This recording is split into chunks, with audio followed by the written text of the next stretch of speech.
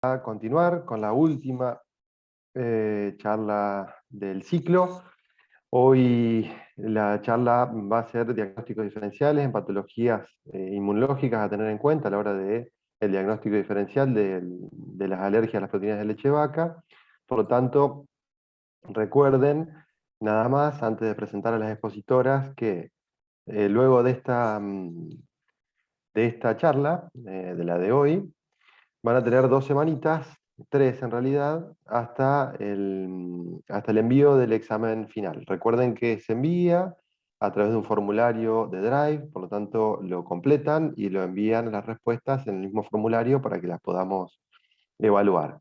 Una vez evaluados y habiendo cumplido con la asistencia, tendrían en ese caso el puntaje otorgado por Sociedad Argentina de Pediatría.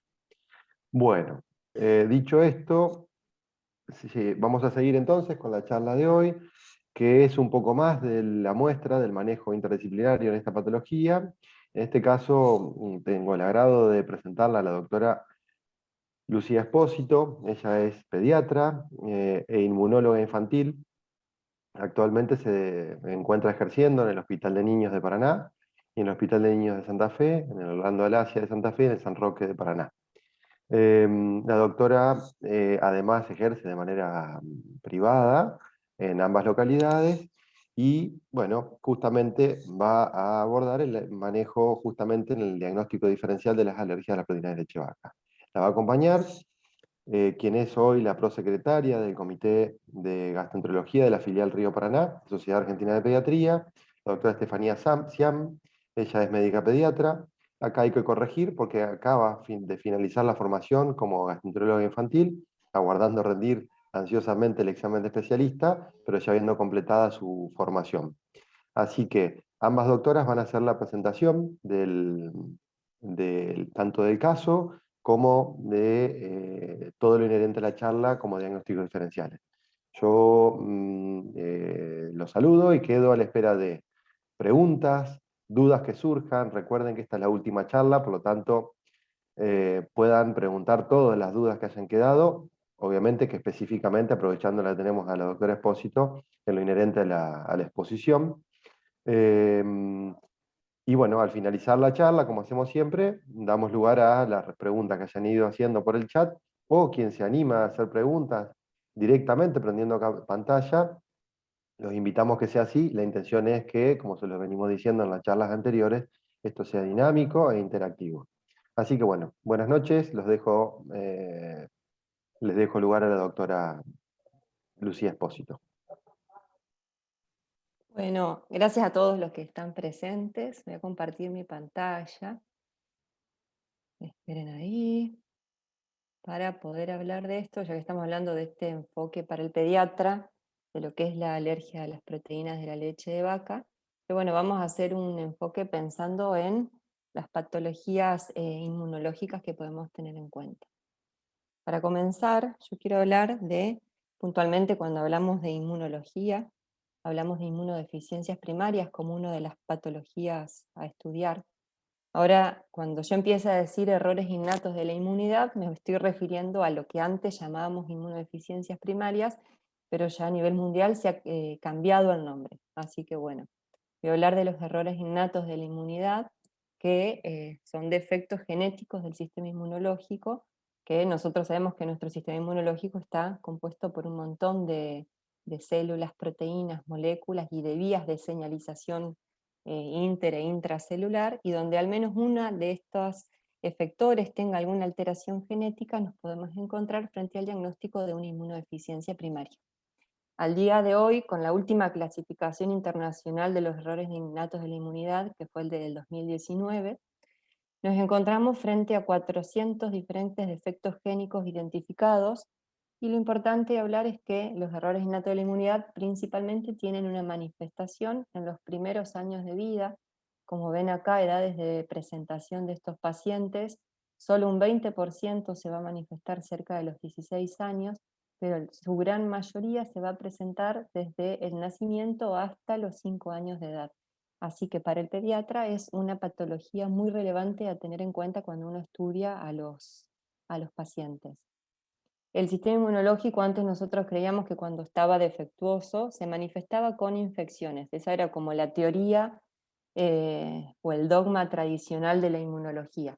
Pero al día de hoy sabemos que hay ciertas inmunodeficiencias primarias que se manifiestan con una disregulación inmunológica por alteración de los mecanismos de tolerancia o alteración de las vías de apoptosis, y que la manifestación clínica va a ser autoinmunidad, enfermedades malignas, enfermedades linfoproliferativas benignas, fenómenos de alergia o de autoinflamación. Así que ya tenemos el primer concepto a pensar en pediatría de que no solo pensemos en alteración del sistema inmunológico como infección, siendo que es lo más característico porque tenemos un montón de otras manifestaciones clínicas. Entonces, la idea es ver qué tiene que ver esto que estamos hablando con el tema puntual de lo que están tratando en todos estos meses, que es en todas estas semanas, perdón, que es la alergia a la proteína de la leche de vaca. Y bueno, a ver, si uno repasa las manifestaciones, esto ya lo vieron todos estos meses previos, la verdad es que las manifestaciones clínicas de alergia a la proteína de la leche de vaca son muy variadas, pero si ustedes empiezan a mirar el listado de lo que es la manifestación clínica, por ejemplo, un paciente puede tener un síndrome de malabsorción, diarrea crónica, estrías sanguinolentas de materia fecal, alteración del crecimiento. Hay algunos datos de lo que es la clínica y también algunos datos de lo que uno puede encontrar en un laboratorio que comparten características comunes de niños con errores innatos de la inmunidad. Acá les quiero dejar un concepto importante, y es que cuando estamos hablando de estudios de alergias, siempre, como ustedes vieron en las clases previas, estamos hablando también de el estudio de IgE específica para tal alergeno, pero recordemos que la IgE usualmente es indetectable desde el nacimiento a los 3 meses. Obviamente ciertos estímulos pueden condicionar que esta IgE aparezca en sangre periférica o inclusive infiltrando tejidos, pero hay errores innatos de la inmunidad donde el aumento de la IgE es una de las partes características de la deficiencia. Así que IgE no es equivalente a alergia, en este caso puntualmente de lo que yo voy a hablar, sino que IgE elevada es manifestación de una disregulación inmunológica, como varias patologías que vamos a ir viendo acá. Y para el inmunólogo, la verdad es que no categorizamos eh, la severidad del error innato de la inmunidad con el valor de la IgE total, sino con su presencia o con su ausencia. Entonces, puede ser otra patología lo que nosotros estamos viendo. Llegó a nuestro consultorio un paciente con manifestaciones posibles de alergia a la proteína de leche de vaca, pero puede ser otra cosa, y la verdad es que sí. Para continuar un poco con respecto a lo que es la parte inmunológica, lo importante de recordar, sin entrar tanto en fisiopatología, es que el sistema inmunológico, una de las características que tiene es que está coordinado genéticamente para aprender a tolerar. Cuando hay fallas en los mecanismos de tolerancia, pueden aparecer patologías autoinmunes, y ahí es una de las primeras cosas que quiero empezar a meter, que hay veces que hay compromiso intestinal o del tracto digestivo de etiología autoinmune. Y un paciente que tiene fallas en los mecanismos de tolerancia puede tener un fenómeno de autoinmunidad aislado. Voy a dar el ejemplo. No sé, tengo en la consulta un paciente con una tiroiditis de Hashimoto. Bueno, tiene un episodio de autoinmunidad. Pero no es lo mismo encontrar un paciente con tiroiditis de Hashimoto, que tenga, por ejemplo, también un hipoparatiroidismo autoinmune, que tenga una oforitis autoinmune, y estoy dando ejemplos de pacientes míos que tengo en consultorio, donde cuando uno suma fenómenos de autoinmunidad en distintos órganos o en distintos tejidos, con o sin la presencia de infecciones, puede estar en presencia de algún error innato de la inmunidad. Esto a modo de repaso nomás. Hoy vamos a hablar en algunos de los ejemplos de linfocitos T y linfocitos B. Recordemos que entonces las células del sistema inmunológico nacen de una célula hematopoyética pluripotente, que es la célula stem cell o CD34, que se va diferenciando, o sea que estas células tienen una ontogenia de maduración hasta llegar a sangre periférica. Del progenitor linfoide va a salir el linfocito T, que es el que va a madurar en el timo, y acá me parece importante recordar que ese linfocito T que maduró en el timo va a salir a la circulación como linfocito T CD4, CD8, y dentro de otros grupos de linfocitos está un linfocito que se llama linfocito T regulatorio, o este que dice ahí T-rex, que característicamente expresa ciertas moléculas que tienen que ver con la tolerancia inmunológica, como por ejemplo CTLA4 y CD25. ¿Qué es el linfocito T? Para aprender a tolerar, cuando pasa por el timo, sufre los efectos de un gen que se llaman gen aire. Este gen aire lo que hace es regular la expresión de antígenos de tejidos propios en el timo.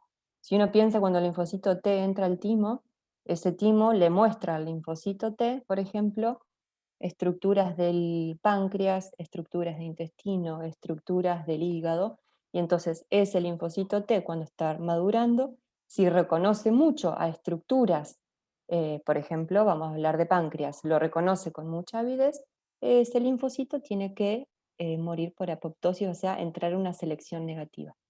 Hay pacientes que tienen mutaciones en este gen que se llama aire y sufren autoinmunidad multiorgánica porque escapan a la periferia linfocitos T que son autorreactivos. Y en periferia también, y esto es importante por un caso clínico que vamos a mostrar después, los linfocitos T que circulan en sangre periférica, que supuestamente son tolerantes, en pacientes que tienen mutaciones en un gen FOXP3, que es un gen que regula la función supresora de estos linfocitos T en sangre periférica, y yo tengo un paciente que tiene mutaciones en el gen FOXP3, los linfocitos T regulatorios que van a estar dando vuelta por sangre periférica y por tejidos, pierden su función supresora y van a ser linfocitos T autorreactivos. Esto después se los voy a mostrar en un caso clínico. Y el linfocito B también tiene su propia tolerancia, pero el linfocito B madura en la médula ósea y sale a sangre periférica maduro, y es donde, y en los ganglios linfáticos, y en el vaso es donde va a producir anticuerpos de calidad cuando se encuentra con un antígeno. Tanto en médula ósea como en ganglios linfáticos periféricos, este linfocito T sufre mecanismos de regulación inmunológica y se eliminan los linfocitos B autorreactivos. Pero bueno, cuando hay patologías en las cuales estos linfocitos pueden escapar a sangre periférica y son con pérdida de tolerancia. Hablando puntualmente de autoinmunidad, uno puede tener o no una falla inmunológica que condicione esta disregulación inmunológica, pero también recordemos que uno puede ser sano desde un sistema inmunológico a nivel genético, pero que hay gatillos, como por ejemplo las infecciones, principalmente el virus Epstein-Barr o por ejemplo micobacterias, que lo que pueden hacer es también generar una disregulación inmunológica y pueden gatillar fenómenos de infección. Y una cosa importante de los pacientes con errores innatos de la inmunidad, como vamos a ver algunos casos clínicos ahora más adelante, donde hay inflamación crónica. Y la inflamación crónica induce un estrés oxidativo recurrente y la inflamación crónica también induce a una necrosis tisular.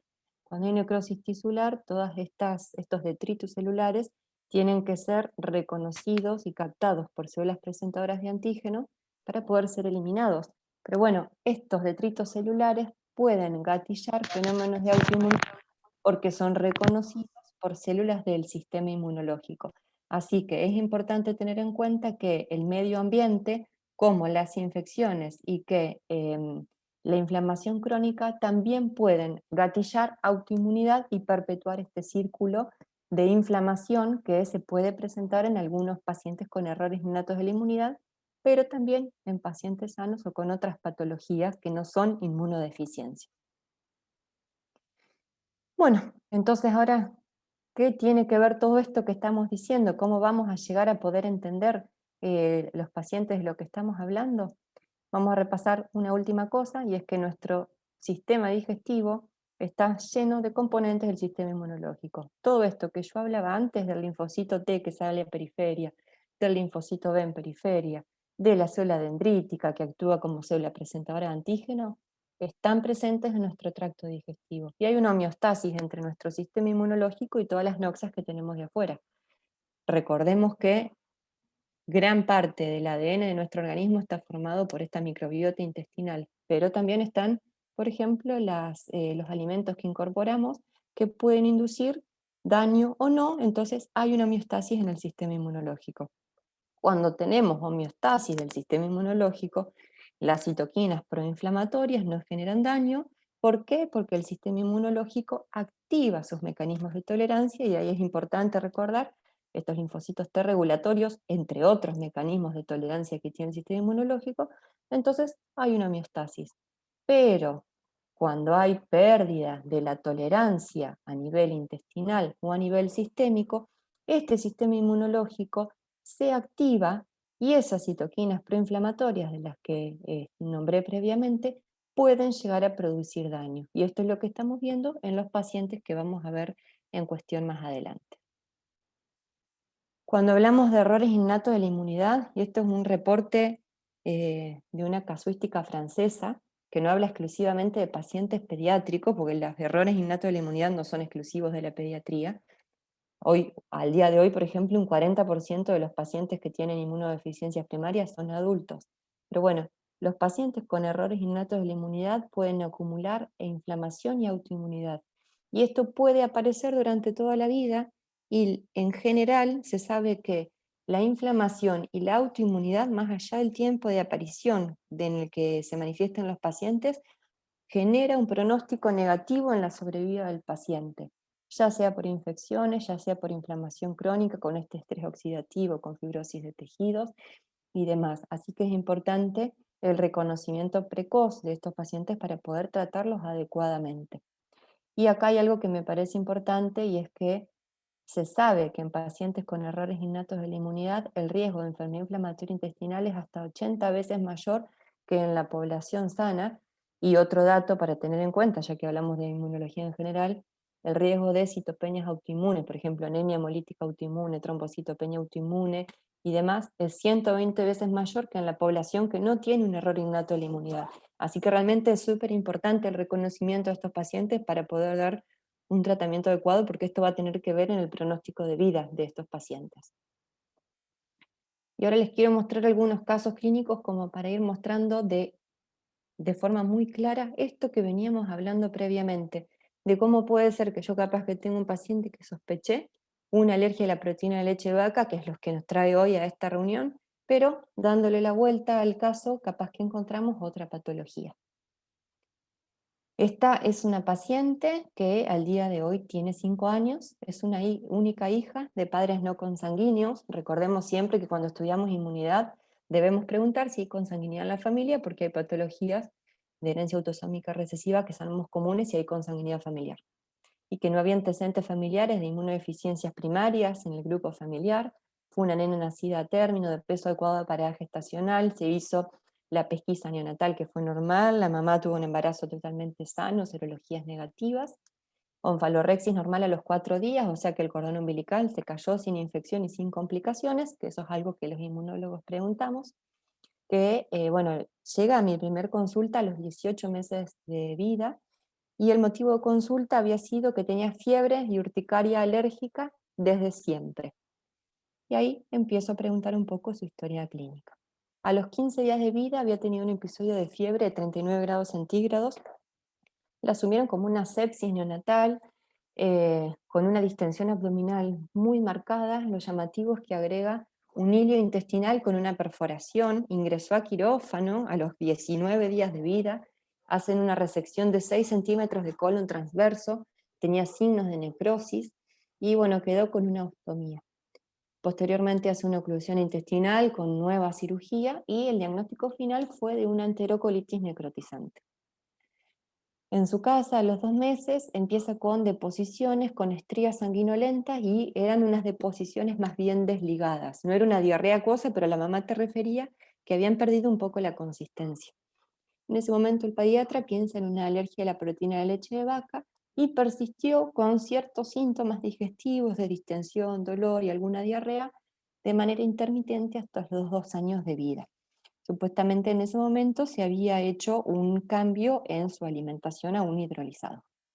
Ella sigue con una vida normal, y lo pongo entre comillas, la vida normal, pero con varios episodios de fiebre alta, 38, 39, cada vez que hacía fiebre, una urticaria que era de difícil manejo con antihistamínicos y estas diarreas. Y acá lo llamativo es que la nena, y ahora viene toda la historia importante, a los 15 meses recibe vacunas Sabin y pentavalente. Y acá pongo el signo de alarma porque les quiero mostrar lo que ocurre. Después de la vacunación, la nena tiene fiebre intermitente durante un mes y una urticaria persistente durante todo ese mes que no logró apagarse con antihistamínicos en ningún momento e inclusive con una dosis muy bajita de corticoides. Y la mamá refiere un dolor abdominal y que la nena lloraba porque tenía dolor abdominal cólico. No tuvo buena respuesta y de repente, paulatinamente, empieza a ceder. En ese momento tiene una valoración inmunológica eh, durante esta fiebre recurrente, donde lo único que vemos acá es un recuento de 7.800 glóbulos blancos con 80% de neutros y una plaquetopenia leve de 120.000 plaquetas, pero una PCR elevada de 263, o sea que se vuelve a internar para tratamiento antibiótico y cultivos y no se rescata nada. Y hacen un frotis de sangre periférica que fue sin blastos, sin PAMO en ese momento. Estas son fotos que les quiero mostrar de la paciente con autorización familiar. Estas son las fotos de posteriores a la vacunación, pero si uno mira todas las fotos que tiene la mamá, realmente son todas muy, muy llamativas, sobre todo esta que se ve a la derecha, donde tiene bien el compromiso en rostro. Si ven en la foto del medio donde está el ojito, se ve sobrelevado, como si hubiese una lesión de urticaria, y algunas imágenes que no se logran ver bien en esta foto, pero si uno las mira de cerca parece una urticaria más bien vasculítica. Entonces, bueno, ¿cómo sigue la cuestión acá? Llega entonces a mi consulta esta nena de 18 meses y ahí yo junto un poquito los datos. Fiebre neonatal con un rash, que esto se nos había pasado por alto. Su primer episodio de rash fue al inicio de la fiebre, a los 15 días de vida, que fue eritema violáceo, una biopsia intestinal con una supuesta NEC, pero si uno mira el intestino con anatomía patológica, lo llamativo es que ese intestino estaba lleno de neutrófilos, o sea, de polimorfonucleares y folículos linfoideos prominentes.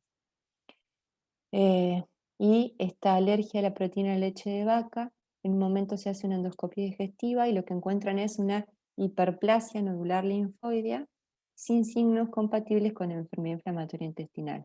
Y lo llamativo es que esta nena siempre tenía reactantes de fase aguda elevadas. Una de las sospechas clínicas acá fue de un síndrome autoinflamatorio, por la fiebre, por el rash, por el compromiso digestivo y la importancia de que las vacunas gatillaron un síndrome inflamatorio que duró un mes con reactantes de fase aguda elevada, una plaquetopenia y una anemia ahí medio leve. Entonces, para estudiar síndrome inflamatorio, se hizo un panel molecular de síndromes autoinflamatorios y apareció una mutación en un gen MBK que condiciona una patología que se llama síndrome de hiper-IgD, que eh, certifica el diagnóstico molecular de esta paciente. Los síndromes autoinflamatorios son, a modo de repaso, desórdenes del sistema inmunológico, principalmente del sistema inmunológico innato, donde el huésped tiene una predisposición a inflamación excesiva y recurrente que no está gatillada por infecciones, que no está gatillada o no está condicionada por autoinmunidad y que se manifiesta en distintos tejidos, por ejemplo, piel, ojos, oídos, cerebro, intestino, vasos, huesos, músculo, y que tiene su causa genética, salvo el síndrome de FAPA, que al día de hoy no tiene una causa genética, pero se considera un síndrome autoinflamatorio, y que característicamente cuando uno mira las lesiones con el microscopio va a encontrar un infiltrado rico en polimorfonucleares y monocitos en estas lesiones. Eh, También estos síndromes autoinflamatorios tienen como gatillos el frío, las inmunizaciones, como pasó en esta pacientita, traumatismos, estrés, por ejemplo, esta nena ha tenido episodios de inflamación con estrés y en los adolescentes relación con el ciclo menstrual. La característica común desde lo cutáneo es un exantema o es tipo lesiones de urticaria. El dolor abdominal usualmente es por inflamación de las serosas y en los laboratorios tenemos evidencias de inflamación, que son aumento de eritro y PCR, amiloide sérico, que es muy difícil de realizar, y el fibrinógeno, que en inflamación puede estar muy alto o consumido si la inflamación es muy severa y lleva hacia una activación macrofágica. Pero bueno, Este caso, la verdad es que, a ver si tengo otra foto de esta nena, no, les quería mostrar una foto cuando está totalmente sana.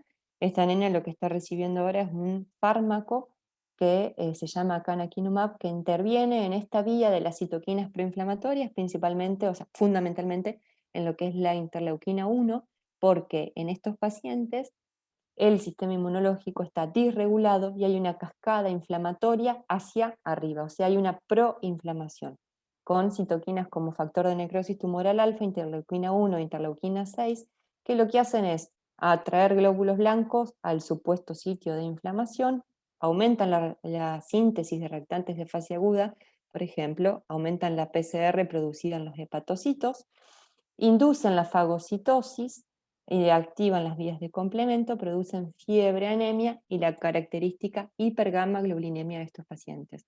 Pero al día de hoy, esta paciente, la evolución que tiene con su fármaco biológico, que es el canakinumab, es el de una niña sana, entre comillas, porque sabemos que tiene una enfermedad genética de base, que está escolarizada, ahora no obviamente porque estamos encerrados en este momento de aislamiento, pero que ha podido iniciar la escuela, hace danza, no ha tenido más compromiso digestivo, no ha tenido más diarrea, no tuvo deposiciones con sangre, tiene un crecimiento acorde, no ha tenido más rash vasculítico, no tiene compromiso articular, no tiene nada de compromiso sistémico ni nada de compromiso hematológico. Así que fíjense cómo llegamos a un diagnóstico de algo que empezó a los 15 días de vida y que terminó siendo otra cosa totalmente distinta a la sospecha clínica inicial. Otro caso clínico que les quiero mostrar ahora es de también un único hijo de padres no consanguíneos, volvemos a preguntar siempre lo mismo, por rama materna había dermatitis atópica y rinitis alérgica, y había nacido de término de un embarazo que estuvo controlado con screening neonatal normal, nacido por cesárea por falta de progresión, pero realmente un embarazo que había estado totalmente bien. Fíjense, este pacientito se interna a los 3 días de vida. Fíjense cómo estoy hablando de neonatos en este caso. Esta nena a los 15 días de vida y este a los 3. A los 3 días de vida se interna en neo por lesiones cutáneas, como vemos acá en la foto, que también la familia autorizó, que era un eritema generalizado y una descamación gruesa. En este nene, la verdad es que se pensó que era una estafilodermia, se ponen antibióticos y el nene se va de alta bien. Miren estas fotos, esta que está a la derecha donde se ve bien el rostro. Cuando hablamos de descamación gruesa son esos colgajos que se ven acá en la mejilla y acá cerca del párpado inferior. Eso sería la descamación gruesa. Pero bueno, todo el cuerpito estaba así. El nene se va de alta a la casa, alimentado a pecho, sin ningún problema. A los 2 meses, este es un paciente hospitalario, así que algunos capaz que los conocen. A los 2 meses se internó por lesiones cutáneas eritematosas, maculares. Miren esta foto que está a la derecha. Eh, la verdad es que en un eritema muy marcado, y fíjense de nuevo esta descamación gruesa y el pelo que parece todo mojado, porque había realmente mucha trasudación, eh, así que la verdad es que parecía como un niño gran quemado, se comportaba como un niño gran quemado, con alteración de la temperatura y alteración obviamente de lo que era el medio interno, deshidratación y demás. Se vuelve a sospechar que el chico tuviese algún fenómeno de infección, se hacen cultivos, la verdad es que no se rescata ningún germen, y bueno, se hace tratamiento endovenoso de infecciones, más tratamiento tópico de estas lesiones, y les quiero dejar la foto, miren bien la foto, después la volvemos a mirar, de la piernita ahí que tiene como unas lesiones circulares, eh, y si ven, las piernitas y las manos están como respetadas, están más blancas y el resto está rojo. Después vamos a volver a esto para cuando corroboramos el diagnóstico, pero acuérdense de esa imagen. Pero bueno, entonces tenemos fiebre, descamación y eritema, que empezó a los 3 días de vida. Bueno, este eritema sigue en la evolución porque el chico estuvo internado un tiempo bastante largo, agrega una diarrea recurrente con un bajo peso, pero bueno, se asociaba a esta trasudación proteica que tenía con una hipoalbuminemia bastante marcada. Eh, Esta diarrea en un momento se pensó si podía ser una alergia a la proteína de leche de vaca, pero no cerraba tanto el diagnóstico por todo lo demás. Pero bueno, se pensó, bueno, será una alergia a la proteína de leche de vaca con infección asociada, pero no se rescataba germen. Después se pensó, bueno, capaz que el rash cutáneo tiene que ver con este fenómeno de alergia. tenía eritema perianal también de manera recurrente. Bueno, se cambia la alimentación a hidrolizados, la mamá hace el cambio de su dieta también. Se hace tratamiento con emolientes tópicos y se le dan corticoides en varias oportunidades, y como ven esta fotito acá, realmente hay una mejoría. La piel acá está brillosa por todas las cremas que se le ponían, pero realmente el chico mejora bastante. El tema es que, bueno, pensando, la duda era si no tenía una inmunodeficiencia, porque ahora después les voy a dejar una pantallita ahí de foto. Cuando hay eritrodermia neonatal, sí o sí hay que descartar inmunodeficiencia primaria, principalmente las inmunodeficiencias graves. Entonces, lo importante acá es que el niño no tenía linfopenia, y hay un dato importante a tener, es que un niño recién nacido en los primeros meses de vida tiene que tener al menos 3.000 linfocitos por milímetro cúbico en sangre periférica. Eso siempre miremos, no miremos solo los neutrófilos, miremos los linfos también. No tenía linfopenia, los linfocitos T estaban en buen recuento, los B estaban en buen recuento, los linfocitos NK en buen recuento. Estos linfocitos que dicen CD4, CD45, RA, estaban bien, que son linfocitos que pasan por el timo y maduran. Todo el linfocito salido de timo estaba bien. El chico tenía, desde lo que era el dosaje de inmunoglobulinas, una IgG baja, pero la IgG se puede perder por piel, así que una IgG baja, en contexto de esto, bueno, era para asumirlo inicialmente como pérdida cutánea, con una IgA normal para la edad, esto se percentila, con una IgM que está normal y una IgG que estaba un poco elevada en aquel momento. Bueno, y empezamos a mirarlo bastante a ver si realmente podía haber otra inmunodeficiencia. Se descartó la inmunodeficiencia combinada severa como primer diagnóstico grave. Se buscaron si había fenómenos de autoinmunidad tiroidea, si había diabetes, si había hepatitis autoinmune, pero realmente no había nada más. No tenía linfoproliferación, que eso siempre lo miramos en el estudio inmunológico, o sea, no había ganglios palpables en aumento de tamaño ni hepatosplenomegalia. Lo llamativo era que tenía el sitio de inoculación de la BCG, que estuvo activo hasta el año de edad, pero que se hicieron lavados gástricos buscando micobacterias y no se encontró micobacteria.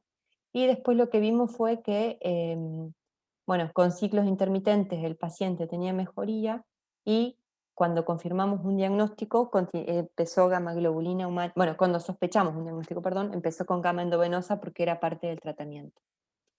En este paciente se hizo un estudio, porque si se fijan acá, dice tricograma normal.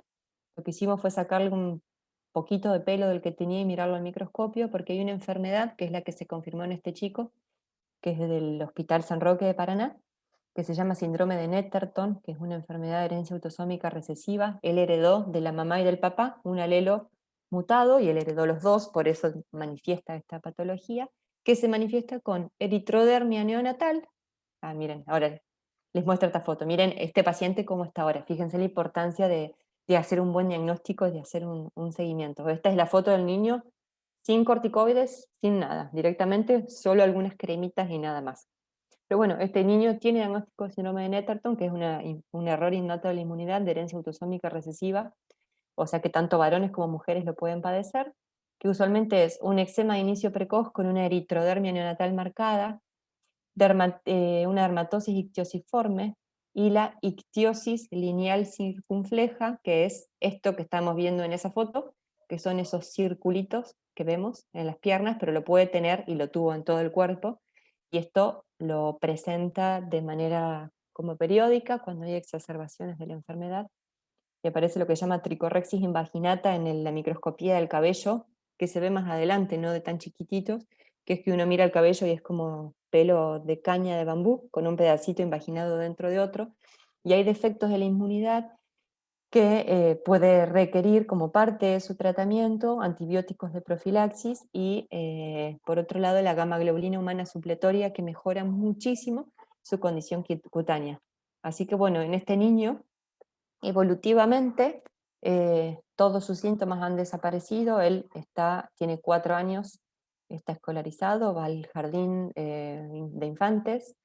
El compromiso cutáneo ha tenido sus episodios de exacerbación cuando hay episodios febriles, cuando hay, perdón, episodios de que está muy expuesto al sol, pero nada acompañado por fiebre, no hay infecciones, y tiene un crecimiento y un desarrollo acorde sin nada de compromiso digestivo.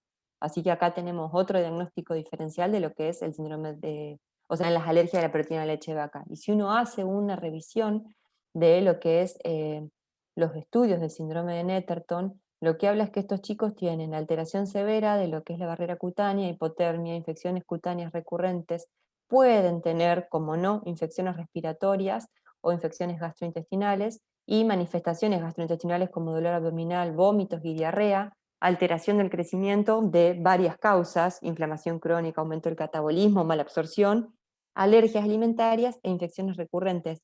Porque a veces, como vimos previamente, las inmunodeficiencias no quiere decir de que no haya alergia alimentaria, sino que hay una alergia alimentaria asociada al resto de las patologías.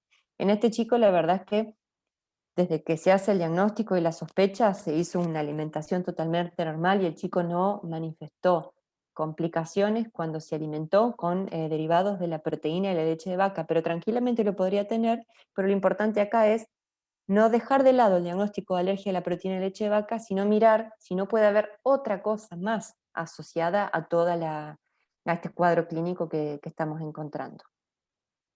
Y bueno, esto es otra foto de este mismo artículo, donde como ven, hablan de las manifestaciones cutáneas y extracutáneas de estos niños y las alergias alimentarias lo siguen poniendo como parte de el cuadro clínico e inclusive con aumento de IgE sérica, como tenía este paciente, a veces tiene eosinofilia, que este nene rara vez lo ha tenido. Y esto me parece súper importante, ya que nombré eritrodermia neonatal. Siempre que tengan un niño con eritrodermia neonatal hay que estudiarlo desde el inmunológico.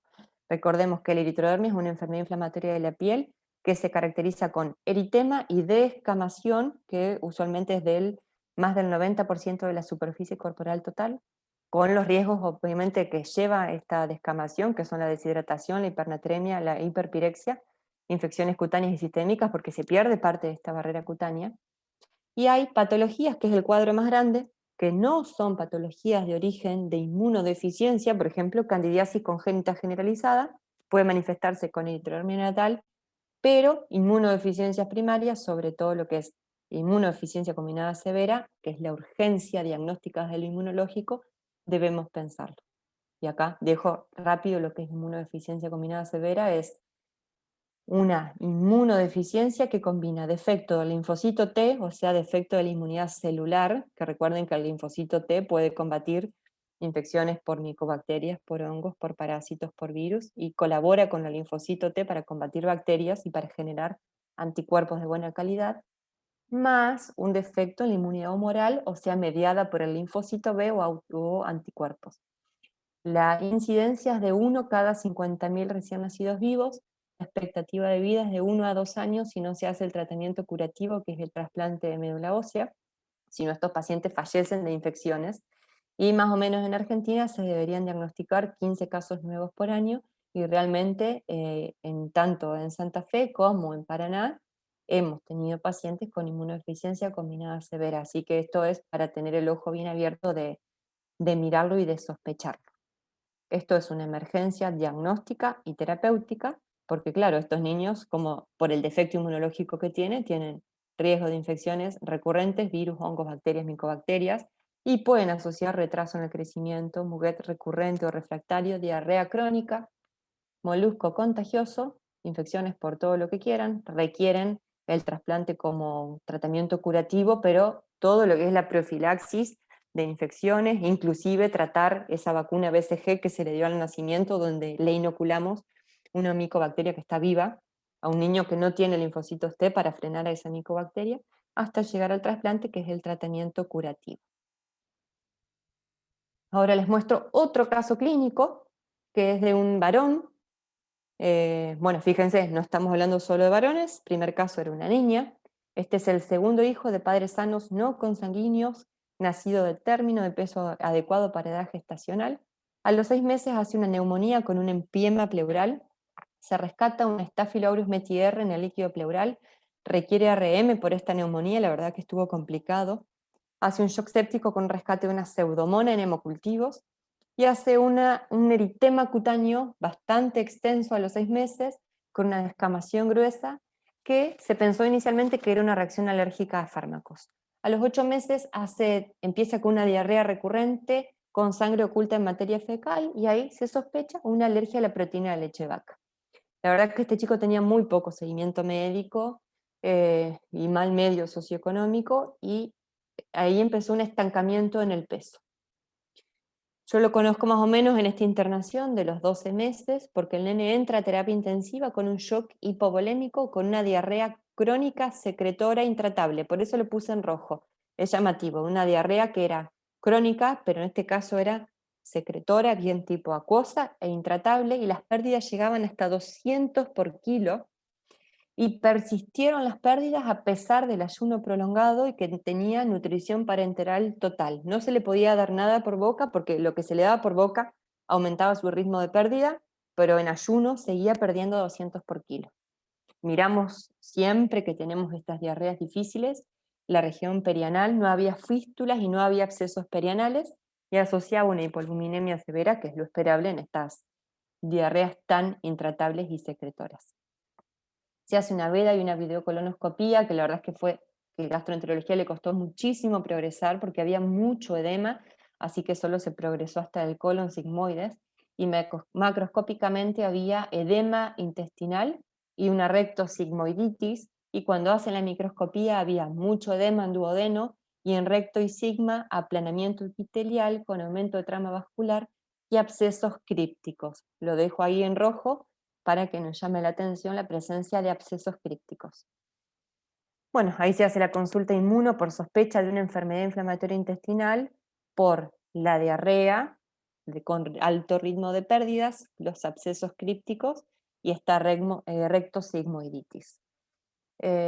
Asociada a infecciones, en este caso el paciente. Y bueno, en la evolución, mientras yo lo estoy viendo, el paciente agrega una diabetes tipo 1, o sea, ahí tenemos un fenómeno de autoinmunidad, y esa diabetes era de muy difícil manejo, pasa que se solapaba también el hecho que el paciente necesitaba parenteral y cambiaban todo el tiempo en lo que eran los aportes, pero bueno, la diabetes tipo 1 estaba constatada. Lo llamativo es que en los hemogramas miramos, no había linfopenia, pero sí una eosinofilia marcada que ha llegado a un 36% de máximo, y una anemia que se asoció con anemia de enfermedades crónicas. Bueno, empieza el estudio, se buscan procesos infecciosos, se descarta infección por citomégalo, infección por Epstein-Barr, se descarta esta inmunodeficiencia combinada severa de lo que hablé antes, linfocitos T, B y NK en recuento normal.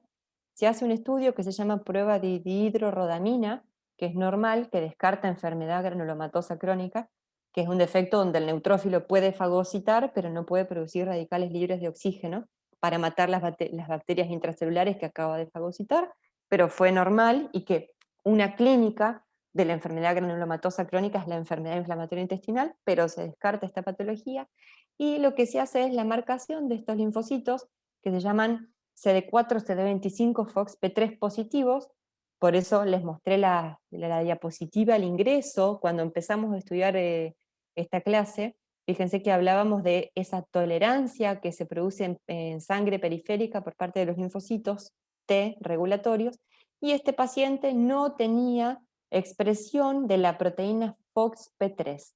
Así que eso nos lleva al diagnóstico de una enfermedad que se llama IPEX, que es una inmunodeficiencia ligada al X con una poliendocrinopatía autoinmune y una enteropatía. Este paciente recibe pulsos de metilprednisolona e inmunomoduladores, pero fallece antes de que se pueda llegar al trasplante de médula, porque realmente su compromiso metabólico, nutricional y digestivo era muy extenso. Entonces acá, IPEX, inmunodeficiencia, con una poliendocrinopatía autoinmune, con una enteropatía que usualmente es una diarrea secretoria intratable que requiere nutrición parenteral, ligado al cromosoma X, o sea, las mamás son portadoras y los varones son los que padecen de esta enfermedad. El gen se llama FOXP3.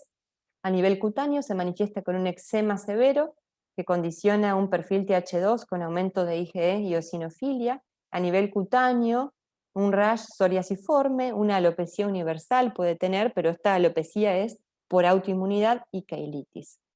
Usualmente estos niños tienen diabetes neonatal, aunque pueden tener, por ejemplo, autoanticuerpos tiroideos positivos sin todavía manifestar el hipotiroidismo, y autoinmunidad en distintos tejidos. Lo llamativo del IPEX es que cuando uno hace la biopsia intestinal hay una atrofia vellositaria total, con inflamación de lámina propia, con muchos linfocitos, células plasmáticas, neutrófilos, eosinófilos, células apoptóticas y abscesos crípticos. Así que fíjense cómo ya los estudios iniciales de este paciente nos iban llevando a pensar que podía ser un IPEX como la patología que al final tuvo este chico. Pero bueno, este niño entonces fue catalogado con un niño con una inmunodeficiencia con enfermedad inflamatoria intestinal. No vamos a hablar de enfermedad inflamatoria intestinal, de lo que es Crohn y colitis ulcerosa, porque no es puntualmente de lo que vamos a hablar, pero lo que sí les quiero decir es que los niños que tienen enfermedad inflamatoria intestinal de inicio precoz, o sea, en la infancia, pueden tener una inmunodeficiencia primaria. Y digo pueden porque no es que siempre va a haber una inmunodeficiencia primaria.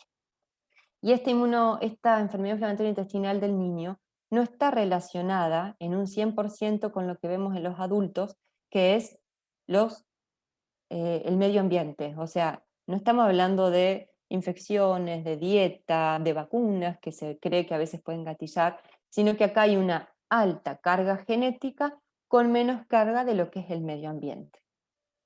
La enfermedad inflamatoria intestinal de la infancia, usualmente hablamos de que es inicio precoz, cuando se inicia antes de los 6 años de vida, neonatal en los primeros 28 días de vida, o de inicio muy precoz en menores de 2 años.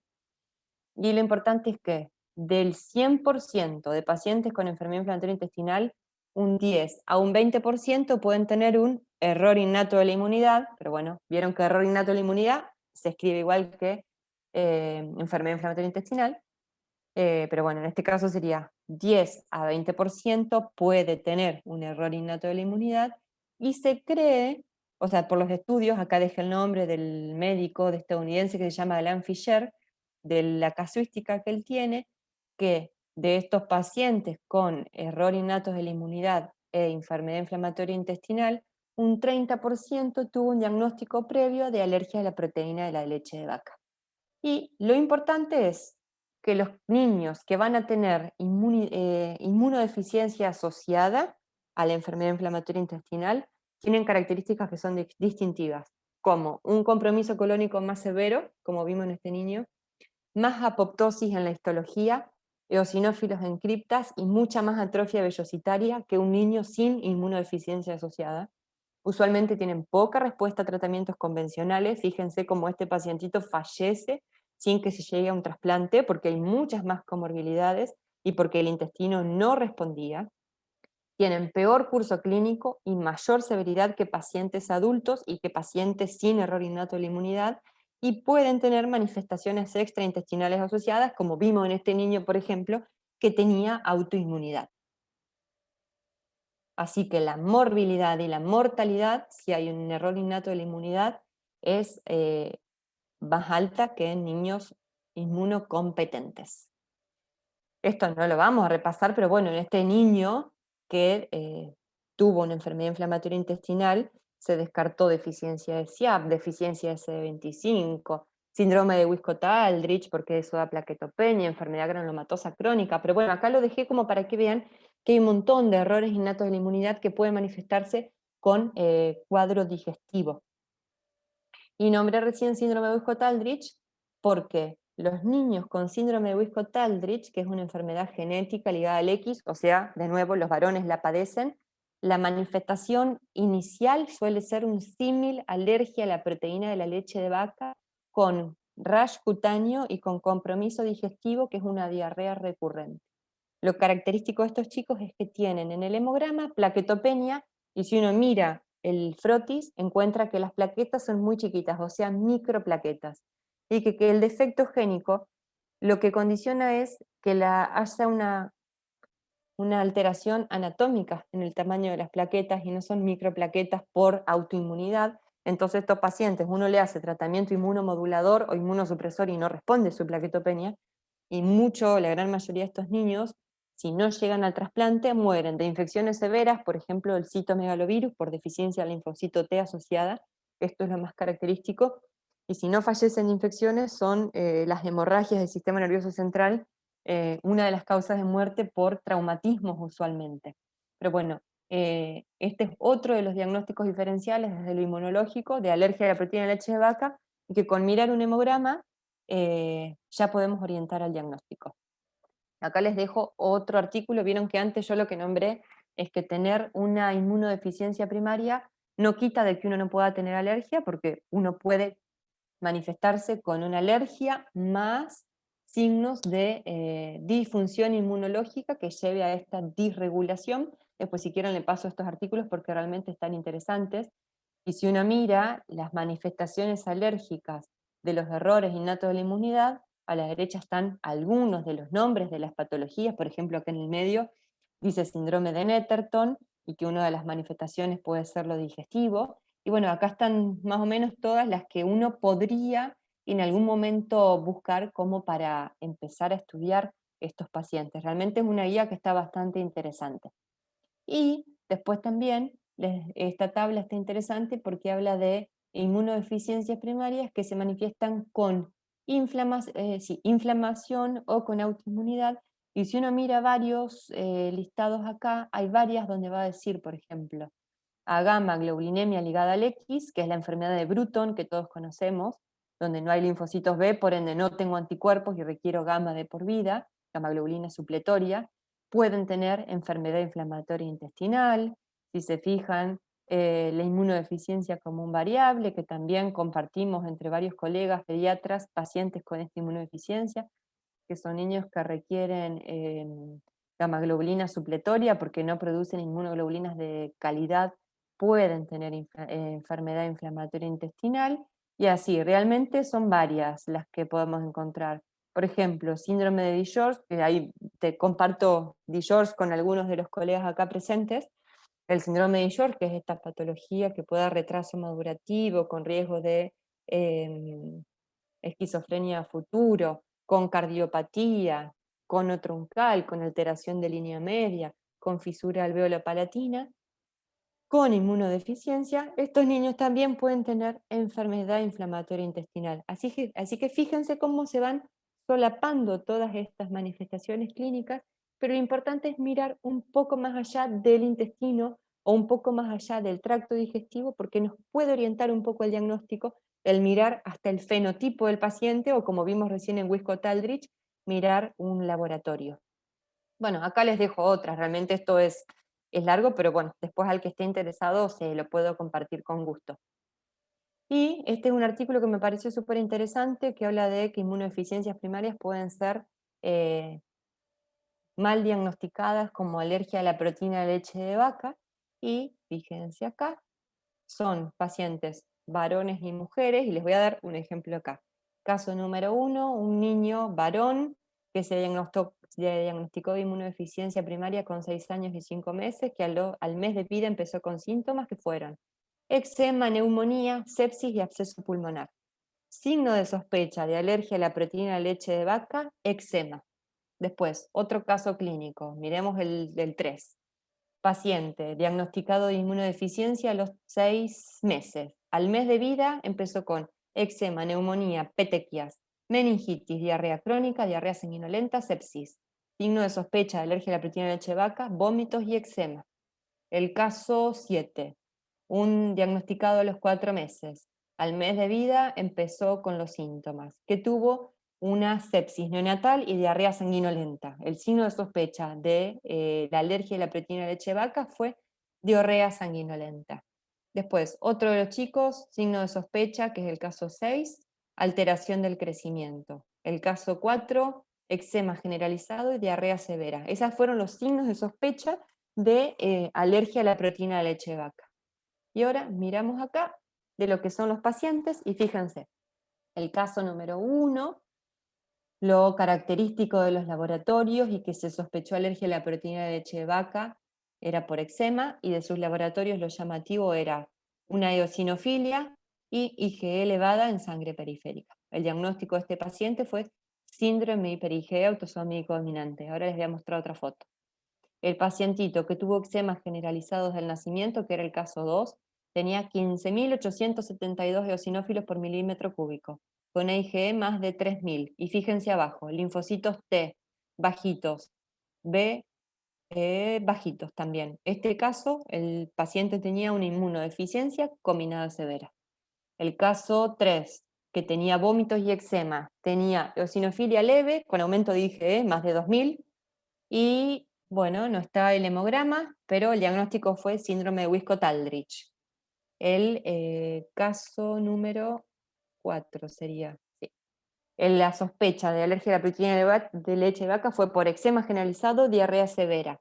¿Qué tuvo de diagnóstico este paciente? Enfermedad granulomatosa crónica, que es esto que decíamos antes, de que el neutrófilo fagocita pero no puede producir radicales libres de oxígeno. Otro caso, que fue sospechado de alergia a la proteína de la leche de vaca por diarrea, alteración del crecimiento, reflujo gastroesofágico, tenía eosinofilia y fíjense la hipogamaglobulinemia IgG con una IgM normal. Estas son unidades distintas a las nuestras, sería 190 de IgG con 3 de IgA y 470 de IgM. Esto es un síndrome hiper-IgM por mutación en CD40 ligando, que se trasplanta de médula ósea para curarlo.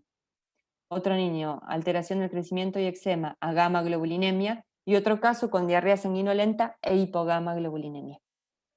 Entonces, fíjense cómo podemos llegar al diagnóstico de algo más si miramos también sus laboratorios y manifestaciones agregadas.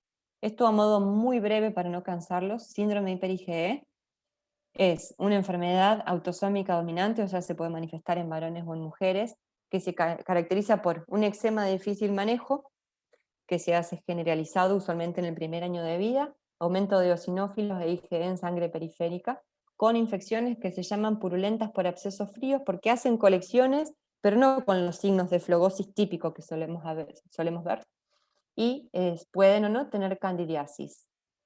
Esto me parece importante, no toda eosinofilia y aumento de IgE corresponden a síndrome de hiper-IgE, sino que hay un score que se llama score de Greenbacher, que es el que utilizamos los inmunólogos para poder predecir si el paciente tiene posibilidad de esta inmunodeficiencia. Y fíjense acá, en el score lo que nosotros miramos son otras cosas, como por ejemplo, que los dientes primarios no se caen, que el paciente tenga una escoliosis, que haya fracturas patológicas frente a un trauma mínimo, que haya hiperlaxitud articular, como vemos en esta foto, que haya una bulla pulmonar después de una infección que no ha sido tan severa, y una fascia peculiar de pacientes que he visto que tienen un puente nasal ancho, si uno abre la boca están los dientes primarios que no se cayeron, tienen un paladar muy alto, y bueno, es una fascia muy característica. Entonces en estos casos uno suma criterios para sospecharlo, pero fíjense como un niño de los nuestros puede tener un síndrome hiper-IgE como diagnóstico diferencial de su posible alergia a la proteína de la leche de vaca. Entonces, para hacer un resumen y no cansarlos, y después cualquier cosa hacemos preguntas y debatimos un poquito, quiero que recordemos esto, lo que son signos de alerta en inmunodeficiencias primarias o en errores innatos de la inmunidad. Y acá más o menos dejo una comparación. Cuando tenemos un niño con inmunodeficiencia primaria, puede haber infecciones recurrentes, como por ejemplo sinusitis recurrente, neumonía, otitis supurada, abscesos pulmonares, bullas pulmonares, bronquiectasias.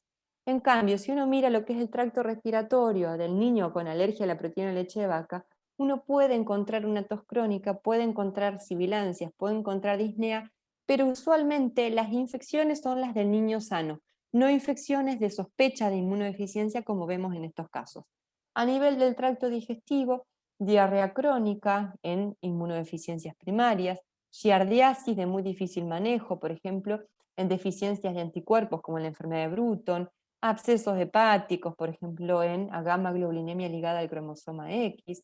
Ahí dice enfermedad de Crohn-like, porque los inmunólogos hablamos de enfermedad inflamatoria intestinal like cuando nos referimos a nuestros niños con inmunodeficiencias primarias, pero porque la fisiopatología es distinta, deposiciones sanguinolentas o enteropatía autoinmune, como en el IPEX, que vimos antes el caso clínico del nenito que falleció. Y del tracto digestivo hay signos que sí son comunes. Bueno, regurgitación pueden tener algunos pacientes, según lo que dice este artículo, dolor abdominal, vómitos, diarrea, constipación, deposiciones sanguinolentas o una anemia carencial de hierro. A nivel cutáneo, ahí hay cosas que son compartidas, como la dermatitis atópica y la urticaria. Fíjense que el caso 1 era de una urticaria, pero que se inició a los 15 días de vida con fiebre y realmente con muy difícil resolución. Pero los niños con inmunodeficiencias primarias, aparte de su urticaria de difícil manejo, pueden tener eritrodermia neonatal, abscesos calientes o abscesos fríos, forunculosis, y bueno, manifestaciones generales comparten ambos grupos la posible alteración del crecimiento. El niño con inmunodeficiencia primaria puede tener historia familiar de inmunodeficiencia, y bueno, pensemos también desde los laboratorios que podemos encontrar detalles que nos puedan servir, por ejemplo, esto que decíamos, la plaquetopenia en el Wiskott-Aldrich, la hipogamaglobulinemia, que no siempre está asociada a pérdida proteica a nivel intestinal o a nivel cutáneo, como en el caso número 1, sino que puede estar relacionada con una disfunción inmunológica, una gamma-globulinemia total, por ejemplo en combinada severa o en enfermedad de Bruton, linfopenia T, que podemos encontrar en combinada severa, en el síndrome de Omen, lo podemos encontrar también en el síndrome de George, plaquetopenia y microplaquetas en el Wiskott-Aldrich, disminución de los T-Rex, que esto es algo un poquito más específico, no lo podemos hacer acá, pero bueno, lo derivamos al Hospital Garrahan para poder estudiarlo, que eran esos linfocitos CD4, CD25, FOXP3 positivos, la presencia de autoanticuerpos, eso es importante estudiar, y bueno, eosinofilia y aumento de IgE, esto la verdad es que lo comparten todos. Pero bueno, creo que lo importante es que nos acordemos que solamente se diagnostican aquellas enfermedades que se sospechan, solo se sospechan las que se conocen, así que creo que de a poquito y con este curso que ha estado súper interesante, podemos darnos un pantallazo real de otras cosas que podemos estudiar en estos pacientitos para poder brindarles un diagnóstico y un tratamiento que sea acorde a lo que el niño realmente requiere. Bueno, les doy muchas gracias. No sé si quieren hacer algún comentario, si quieren preguntar algo, yo estoy aquí.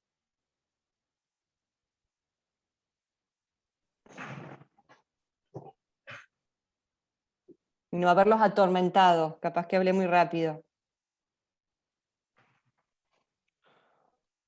Bueno, Lucía, yo mientras se animan, ahí veo que hay alguien que está preguntando. Ah, no, muy bueno todo. Mientras se animan, dos cosas. En primer lugar, y antes que nada, darle lugar a Estefanía, que fue quien te acompañó en el proceso de armado de la charla y los casos clínicos. No sé si Estefanía hay algo que quieras sumar, hay alguna cosa alguna experiencia, algo que haya quedado con tanta información sin haberse hablado, lo que necesites. Hola Lucía, bueno, muchas Hola. gracias, la verdad que muy completo como siempre. Yo te quería preguntar con respecto a las presentaciones clínicas, ¿no?, de estos pacientes. ¿Podemos decir que la mayoría de los pacientes tiene una presentación neonatal, ya sea o de fiebre o algo que nos llame la atención en el primer mes de vida? Mira, no todos. Bueno, justo nosotras compartimos varios de estos pacientes de los que Sí, presentamos ahora y armamos juntas, así que, pero lo importante es que no todos tienen una presentación neonatal. Hay ciertas patologías que sí deben sospecharse a primera infancia. Entonces, el concepto es eritrodermia neonatal, sospechar como urgencia inmunodeficiencia combinada severa, que es el diagnóstico más urgente a diagnosticar, como en este niño, pero que tuvo el síndrome de Netterton, que fue un diagnóstico diferencial. Entonces, esa es una posible presentación. Las enfermedades autoinflamatorias también pueden presentarse de inicio neonatal. Y el síndrome de Wiskott-Aldrich, que es el que tiene plaquetopenia, usualmente la manifestación es precoz, porque ya hay petequias muy chiquititas y un eczema que va apareciendo, y eso es en el primer mes de vida usualmente. Y en esta disregulación, que era el síndrome de IPEX, también lo que podemos encontrar ahí es que sea una manifestación precoz. Fíjate que en IPEX usualmente lo primero que aparece es la diabetes neonatal y no la enteropatía. sí. Lo agregan después, que bueno, tenemos otro caso en común que hemos compartido. Pero bueno, es justo el que mostré ahora, es al revés, pero en el IPEX usualmente es primero la diabetes, o sea que diabetes neonatal. En varones hay que mirarlo con mucho cariño y pensar si no puede haber una inmunodeficiencia de base, pero no todas tienen presentación neonatal. Por ejemplo, la enfermedad granulomatosa crónica, la gama ligada al X, tienen manifestaciones un poquito más tardías. Bárbaro, muchas gracias. Bueno, Lu, qué decirte, la presentación fue excelente, muchísima información, obviamente. Me parece como datos, dos cositas a destacar. En primer lugar, eh, que realmente la presentación de, sobre todo, bueno, algunas me ha tocado compartir con vos o en Rosario, y sobre todo en estos pacientes, que el diagnóstico muchas veces se demora, realmente si uno demora en el diagnóstico, la presentación puede ser más grave o porque uno llega tarde y el desenlace final no siempre es bueno. Por lo tanto, parece que acá la clave y un poco lo que yo por ahí te pediría a modo de resumen, lo cual es casi imposible, pensar, porque digo, si no pareciera que, como la enfermedad celíaca, pareciera que cualquiera puede ser celíaco porque los síntomas son compatibles con cualquier cosa.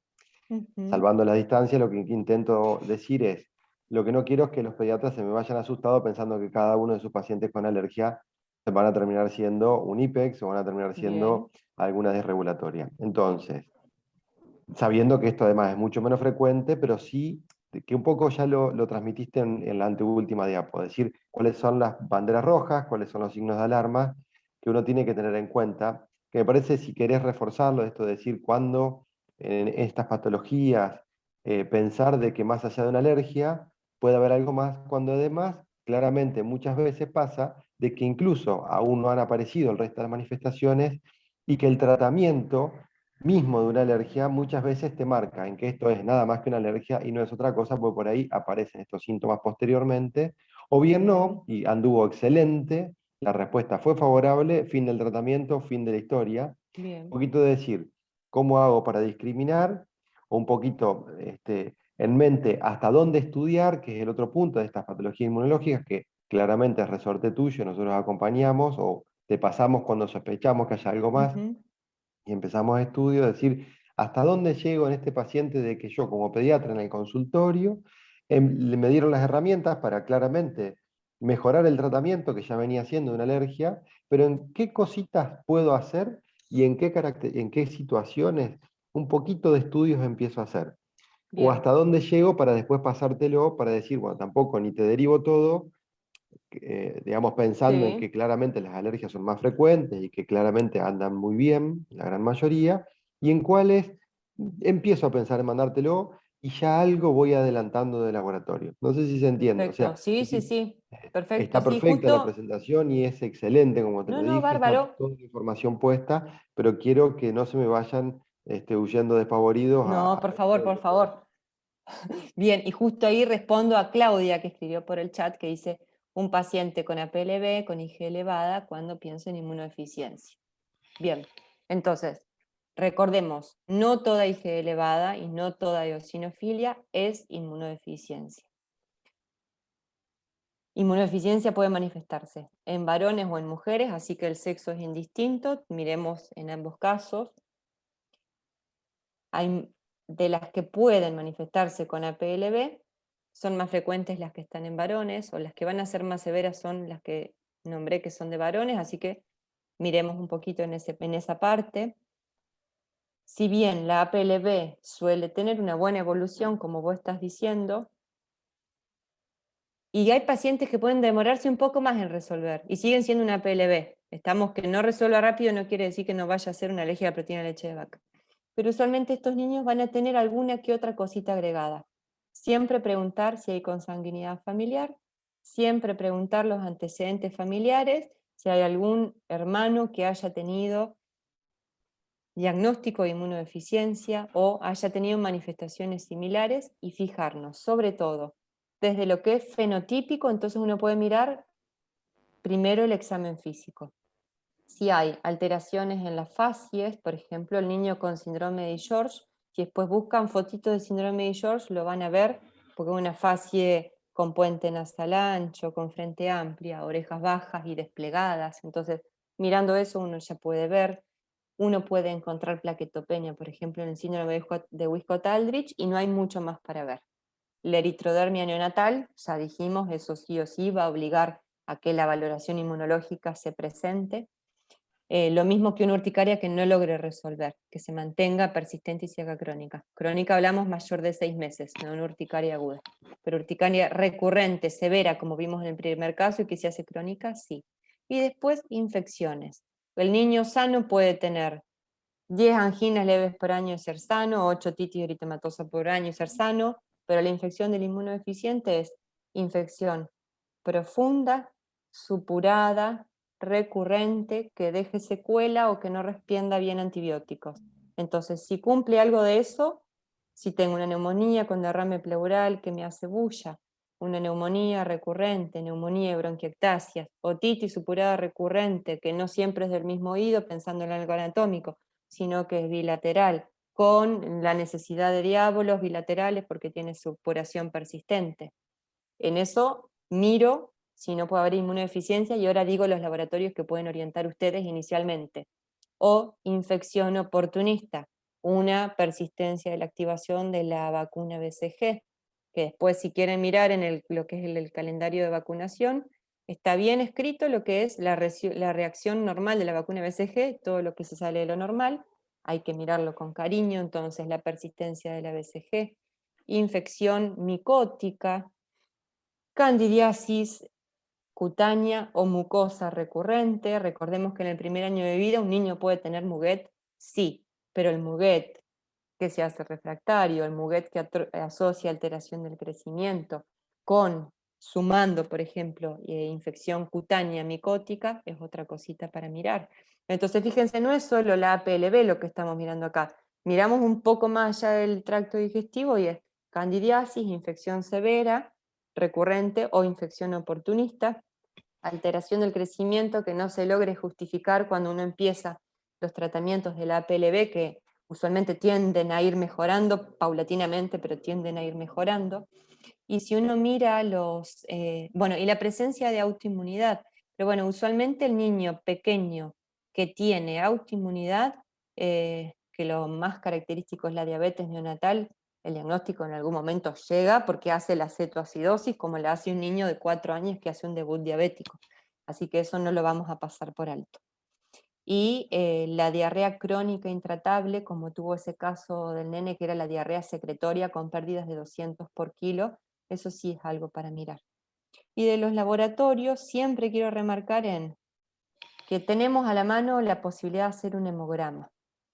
Entonces, cuando pidamos el hemograma, siempre miremos, vieron que a veces uno pone hemograma y hay laboratorios que no te hacen el recuento plaquetario, entonces es el hemograma completo, mirar el recuento plaquetario por si tiene plaquetopenia, entonces ahí miramos un pequeño detallecito en varones, y siempre mirar el recuento de linfocitos, porque nos quedamos a veces en que no tenga neutropenia, pero hay tablas de valores normales de linfocitos para edad, como dije hoy, por ejemplo, un neonato tiene que tener más de 3.000 linfocitos por milímetro cúbico, entonces el hemograma sí o sí lo miramos, y no solo vamos a mirar los neutrófilos y los eosinófilos, y me parece importante que muchos tenemos acceso a la posibilidad de hacer un dosaje de inmunoglobulinas, que creo que hemograma, proteinograma por electroforesis y dosaje de inmunoglobulina es algo que el pediatra podría solicitar y luego de eso eventualmente llegar a una derivación, pero creo que también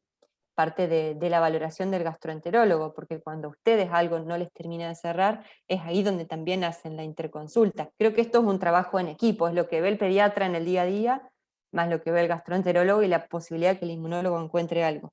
Y recordar que la IgA en los primeros 4 años de vida puede estar ausente, y eso no hablar de enfermedad, porque la IgA puede tardar hasta los 4 años en llegar a valor normal. La IgM es propia, o sea que yo siempre tengo que tener una IgM normal. La IgG es materna, y la IgG es materna en los primeros 6 meses. Y la IgG se puede unir a albúmina y perderse por distintas vías, por ejemplo, por vía digestiva, por orina, como en un síndrome nefrótico, por ejemplo, o por piel, como en este niño que vimos que tenía el síndrome de Netterton.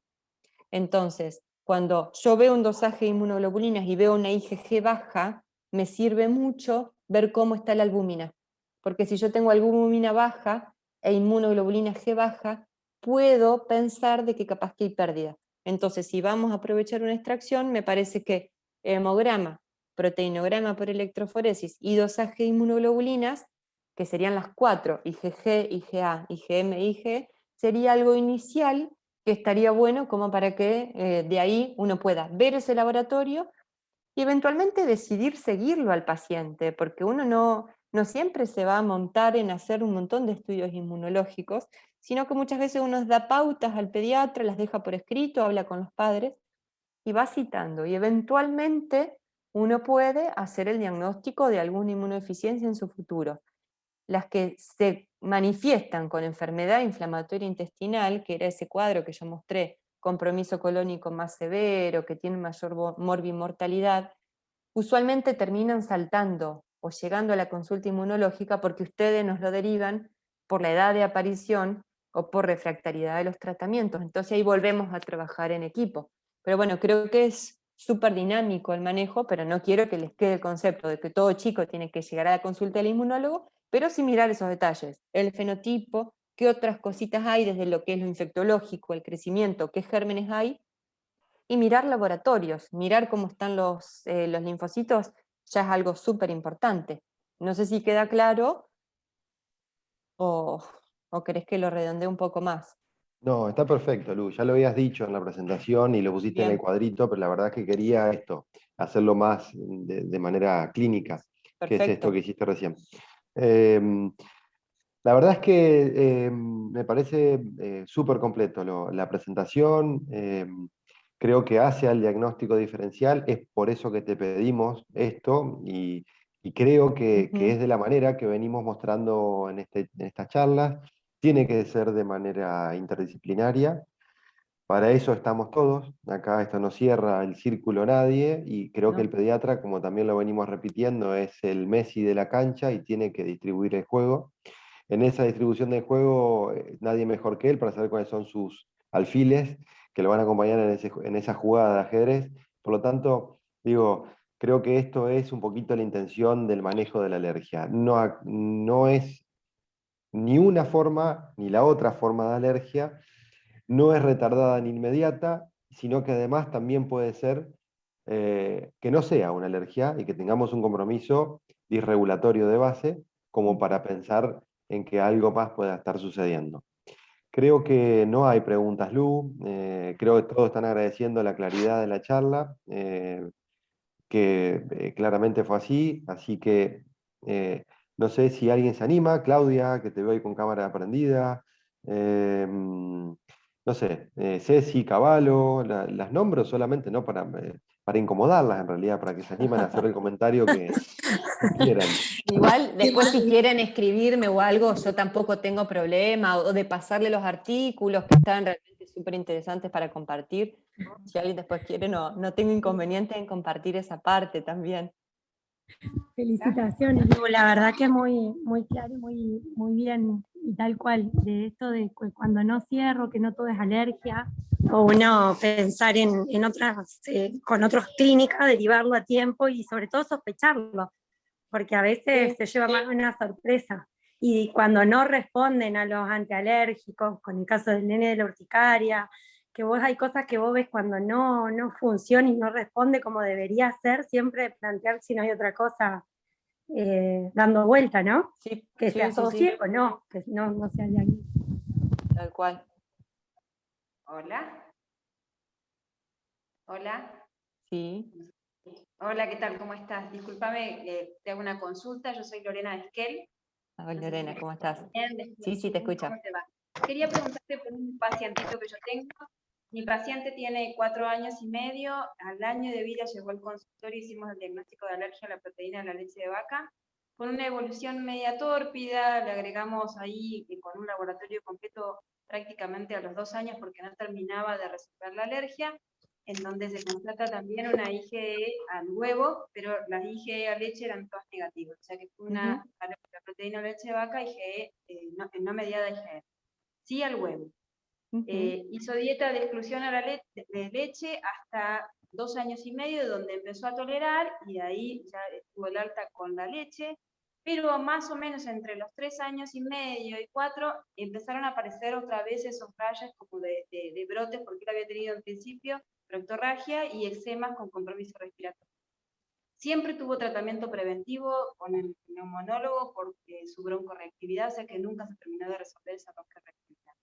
Entonces a los 3 años le pido un laboratorio completo, donde inclusive pedimos poblaciones linfocitarias y era normal, las inmunoglobulinas también, el perfil para enfermedad celíaca era normal. Ahora tiene 4 años y medio, y en realidad también seguían apareciendo esos eczemas, en algún momento volvimos como a excluir un poco los volúmenes de leche, porque la verdad que no terminaba de resolver el compromiso de piel, y ahora sí me viene un laboratorio bastante alterado, con una IgE total alta de 375, con una hipereosinofilia, con eosinófilos de 11%, con una albúmina normal, con IgG e IgA, antitransglutaminasa positivas, y una IgG de PG positivas con un valor de 60, o sea queda pendiente ahora hacer la endoscopía para diagnosticar enfermedad celíaca, y una IgE al huevo de clase 5. Mi pregunta es, además de, obviamente que estamos charlando de hacerle la endoscopía para confirmar la enfermedad celíaca, tengo que pensar en alguna enteropatía eosinofílica por esa hipereosinofilia, o en alguna enfermedad inmune por este laboratorio que tenemos ahora, que en realidad es muy distinto al que tuvimos a los 3 años. Puntualmente lo que es autoinmune, si querés, Ale, respondele vos lo de eosinofílica. Me gustaría que ese comentario se lo hagas vos. Pero pensando en lo que vos me decís de autoinmune, uno puede tener una enfermedad celíaca y no tener nada más de autoinmunidad.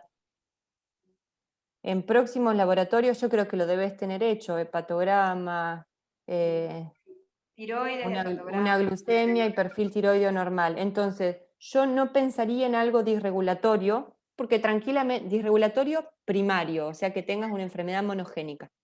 Tranquilamente uno puede tener una enfermedad celíaca y no asociar en otro momento algo más.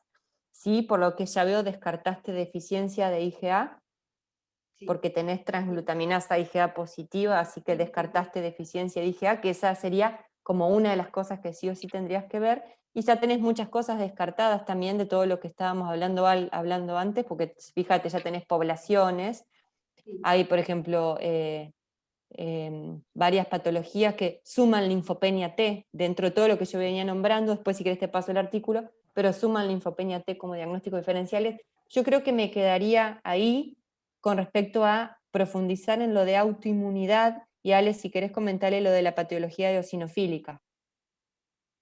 Sí, perfecto. Lorena, antes que nada, esto es lo que charlábamos. Un poco decir, hay algo que no me cierra, y este es el rol del pediatra en pensar que algo más puede haber en un paciente que no le termina de cerrar. O sea, así que esto es un poquito la intención. Respecto de, un poco Lu ya respondió lo de la autoinmunidad relacionada a la enfermedad celíaca, no tendría una relación directa con, y esto se viene publicando con mucha fuerza, relación de patología eosinofílica y enfermedad celíaca. La verdad es que hay muchas publicaciones, todas hasta acá son contradictorias, por lo tanto no hay algo fuerte que uno tenga que decir asociación directa. Eso se está reviendo porque claramente puede aparecer. Respecto de si solamente por la hipereosinofilia puedas tener una patología eosinofílica intestinal, mira, esto es como tirar la moneda hacia arriba. La mitad de las veces que tire la moneda te va a caer cara, tirarla 100 veces y muy probablemente tengas 49,51. La eosinofilia intestinal con eosinofilia periférica es el 50%. Por lo tanto, es un dato más. Suma que claramente, más allá de la eosinofilia, digo, además un paciente respiratorio, que también, lo mismo, hasta en un 50% puede haber compromiso respiratorio asociado, decirle bronquitis obstructiva recurrente, laringitis recurrente, como quieras llamarlo, o como lo hayas caratulado.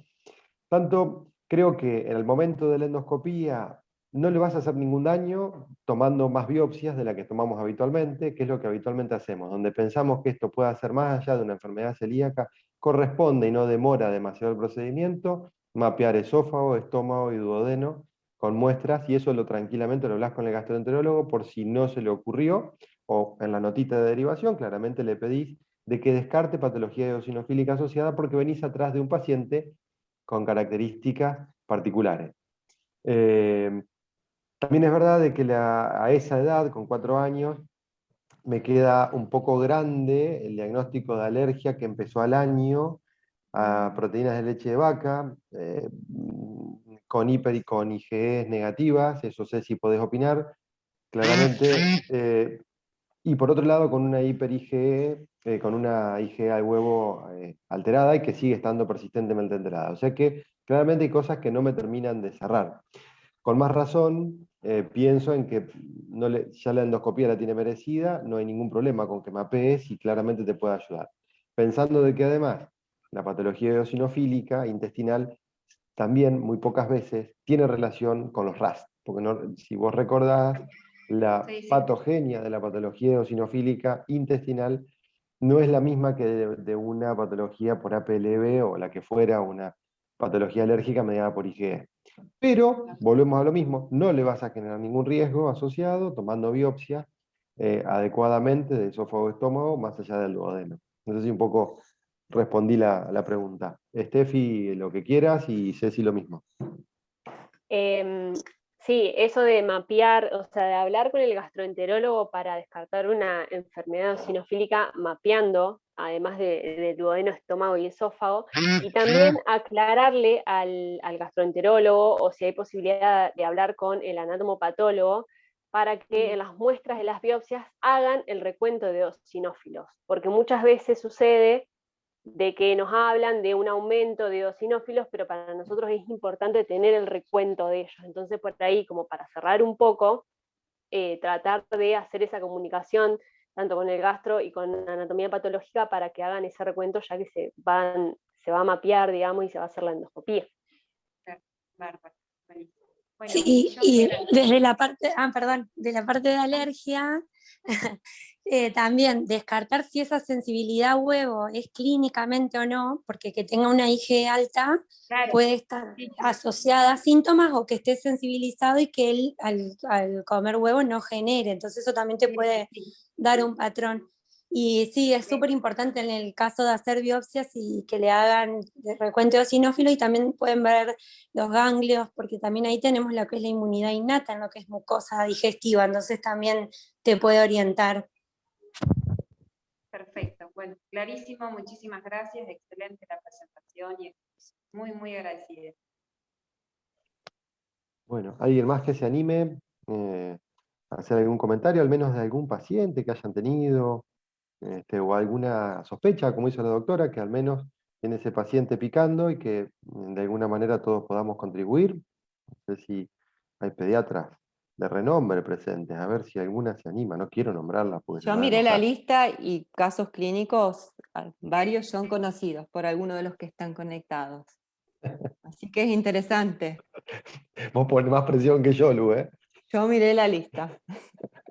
No, bueno, ya los conocen, ya los conocen. Que han trabajado mucho como pediatras ayudando. Bueno, ya llegó la hora de la comida, me parece. Están todos hipoglucémicos y no quieren compartir. Bueno, la verdad, nada más para decir, un lujo. La verdad es que esto ha sido un lujo que se ha dado a la Sociedad de Pediatría en la filial Paraná. Todo este curso muy, muy lindo, muy interdisciplinario, nutricionistas, alergistas, alergólogos, inmunólogos, gastroenterólogos, pediatras. La verdad, es un lindo lujito que nos dimos poder llevar adelante este curso, así que la verdad que de parte del comité, y esto hablo en representación de todos, de los vocales del comité, y de Estefanía, pongo en mi boca tus palabras también, pero agrega lo que necesites.